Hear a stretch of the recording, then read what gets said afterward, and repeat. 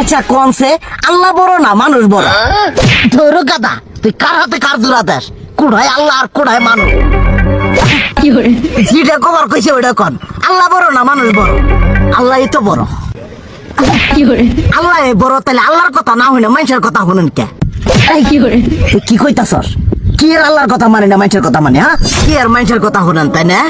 আমনে যে ওই দিনকে ডায়াবেটিসের রোগ নিয়ে যে হাসপাতালে গেলেন, ডাক্তার আপনারা কত কিছু খাবার না করলো, সব কিছু না খাই এখন চলতেছেন। তাহলে আল্লাহ যে আপনারা কইছে যে হারাম খাবার না, সুদ খাবার না, কই আপনি তো কাম কাজ বাদ দিয়ে এলাকার আমাদের টাকা পয়সা না গায়ে খালি ওইলে দিয়েই খান, নিজেরা টেও হালাল ভাবে কামাই করেন না, ওই সুদ তো না কটা টেয়া করে লাভ আহে ওইলে দিয়ে দিয়ে চলেন আর পেটা বড় বানাইছেন। শুনেন একটা কথা কই, হারামের কোনোদিন আরাম নাই।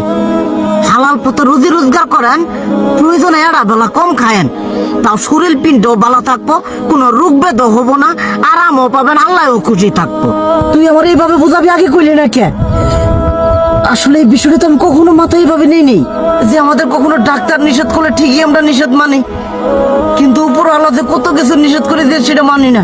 আর এই যে হারাম পথে টিয়া পয়সা কামাই করতেছেন, শরীরের মধ্যে দুনিয়া রোগ বেত হয়েছে, দেখা যাইতেছে যা টিয়া হারাম পথে কামাই করতেছেন তার তো বেশি টিয়া মনে করেন জ্বলেই যাইতেছে গা বেশি।